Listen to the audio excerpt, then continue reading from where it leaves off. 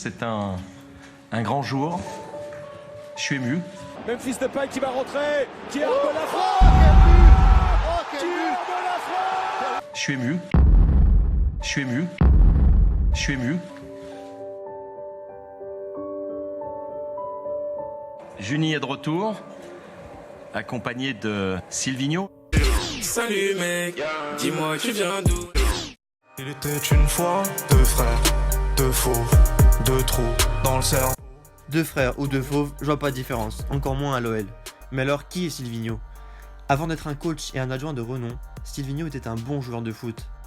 Ancien arrière-gauche notamment passé par Arsenal et le Barça, le Brésilien a donc été nommé entraîneur de l'Olympique Lyonnais. Il a été choisi par Juninho, le nouveau directeur sportif et l'ancienne gloire de l'OL, pour incarner le nouveau projet sportif de Jean-Michel Aulas. D'ailleurs, Juninho affiche ses ambitions dès le début de saison, en affirmant qu'il veut une grosse ambiance et faire du Parc OL un stade imprenable. Il a été servi pour le premier match à domicile de la saison.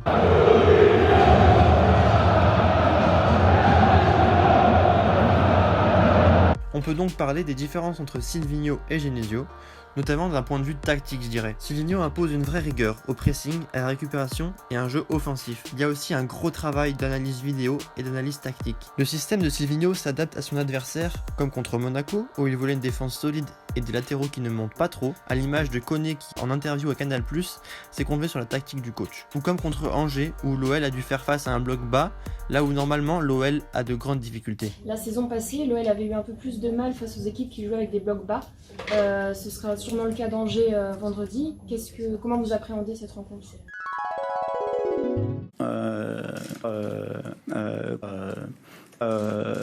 On prépare des schémas tactiques en fonction des vidéos qu'on a pu visionner et on a besoin, je pense, de rythme, d'intensité et d'avoir les idées claires sur la manière de contrer ce bloc bas. Ça parle de gros transferts. Les nouvelles ambitions de l'Olympique Lyonnais passent aussi par un mercato réussi. Donc en tant que supporter de l'OL, je vais essayer d'être au maximum objectif. En effet, on se rappelle des années précédentes où l'OL, pendant les mercatos, vendait beaucoup, vantait ses joueurs stars comme Lacazette ou Tolisso, mais sans jamais recruter des joueurs à leur hauteur. Cette année, l'OL a certes battu son record de vente avec plus de 130 millions d'euros hors bonus, mais a aussi battu son record d'achat sur un seul mercato avec 6 recrues majeures pour environ 90 millions d'euros. On peut ainsi constater les arrivées de Tatarusanu, des Lillois Youssouf Koné et Thiago Mendes, de Joachim Andersen en provenance de la Sampdoria de Gênes, de Jean Lucas ou encore de Jeffrey Adelaide. L'OL a réussi à se renforcer en défense centrale qui était l'un de ses points faibles avec l'arrivée de Andersen qui certes doit encore prouver à l'image de ses matchs de préparation de son début de saison, mais selon les spécialistes, il reste un très bon joueur, très bon relanceur et j'espère qu'il fera une très bonne saison.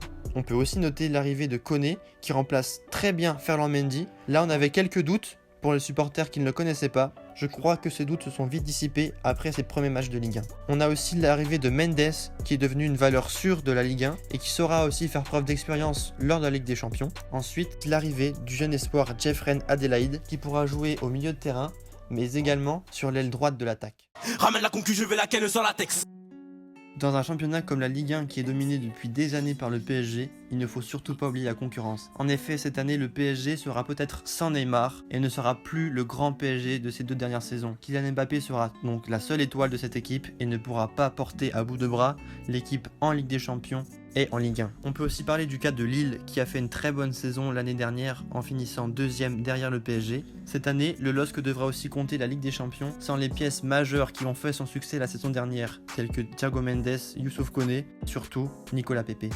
On peut aussi parler de Marseille avec un Thauvin blessé en début de saison, des recrues qui ne sont pas au rendez-vous et personnellement je ne vois pas un véritable changement entre l'OM de Rudy Garcia et celui de Villas-Boas. Ensuite, l'AS Monaco est perdu malgré un bon mercato. Je ne vois pas l'AS Monaco monter plus haut que la 5e place cette année, donc je pense que ce sera très compliqué pour eux. Il ne faut pas oublier non plus l'AS Saint-Etienne et l'OGC Nice qui a été fraîchement racheté par le fonds d'investissement anglais et qui piste déjà de très jeunes et bons joueurs. La SSE compte un bon effectif, complet et d'expérience. Mauvaise idée. Tandis que Nice, en renouveau, suite à cet achat, sera mené par un bon Patrick Vieira, mais je ne vois pas l'OGC Nice finir sur le podium. Pour moi, le seul adversaire de Lyon, c'est lui-même. En effet, si on pense au nombre de fois où l'OL a perdu des points face aux petites équipes ou dans les matchs qu'il menait s'est fait rejoindre, il y a là beaucoup de points perdus en chemin. En revanche, on sait aussi que l'OL face aux grandes équipes du championnat, a toujours performé et est l'une des meilleures équipes dans les grandes confrontations. Cette année, si l'OL parvient à faire preuve d'envie, comme ils l'ont montré sur ce début de saison, je vois l'OL aller très loin. C'est que le début, c'est que le début. Alors on sait évidemment qu'un début de saison n'est jamais représentatif d'une saison complète, mais cela donne quand même quelques indications sur la saison à venir. Si l'on parle des matchs de préparation, sur 6 matchs, l'OL compte 5 défaites et une seule victoire face à Arsenal. Les spécialistes y voyaient là l'une des pires préparations de l'OL de ces dernières années. Silvino s'est alors exprimé sur le sujet et a dit qu'il travaillerait et qu'il serait prêt pour le premier match de Ligue 1. Ici, Silvino s'est pas trompé puisque dès la première journée, l'OL s'impose 3-0 à l'extérieur dans un match qu'il a dominé de bout en bout contre l'AS Monaco, qui certes n'est plus le grand Monaco de la saison 2016-2017 qui avait fait une demi-finale de Ligue des Champions, mais l'OL n'a jamais été inquiété dans ce match. Certes, l'AS Monaco était très vite réduit à 10, mais à aucun moment Anthony Lopez n'a été inquiété ou la défense n'a été pris de court. Ensuite, pour le second match de Ligue 1, l'OL préparait le grand retour de Juninho à la maison. Pour fêter ça, l'OL s'est offert une victoire 6-0 à domicile contre le SCO d'Angers. Une avalanche de buts. On n'avait pas vu ça depuis très longtemps, à l'image de la nouvelle confiance abordée par les joueurs et d'un sourire retrouvé. On note également un match XXL d'Aouar avec 2 passes décisives et 1 but, et des attaquants en pleine confiance, à l'image de Moussa Dembélé et de Memphis Depay. Oh la putain de sa mère, ils sont trop chaussés de la pub.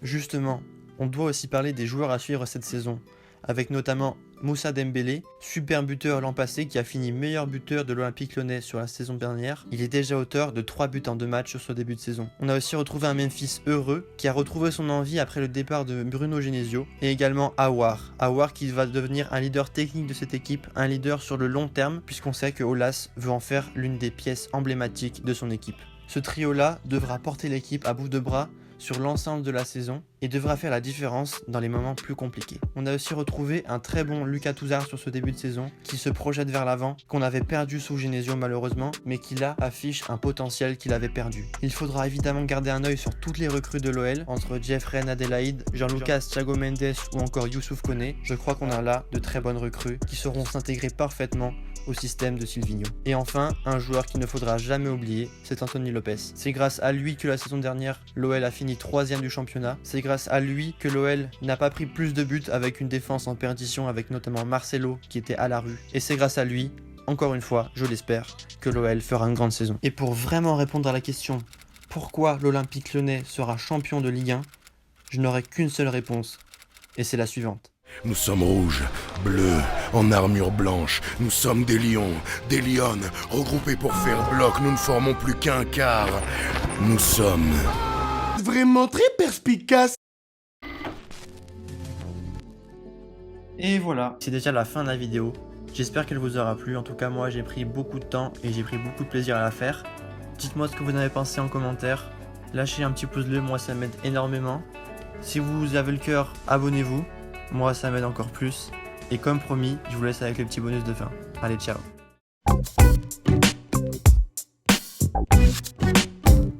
L'Olympique Lyonnais, c'est l'histoire d'un homme, Jean-Michel Aulas, le président du club, mais aussi de son coach Bruno Genesio, alors encore en poste.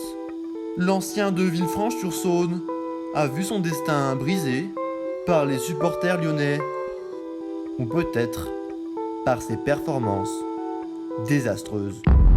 Les yeux dans les yeux, Bruno Genesio, vous êtes déjà au courant ou pas? Oui, mais Benzemaini, la frappe! Votre sourire nous en dit long. Merci beaucoup, Bruno.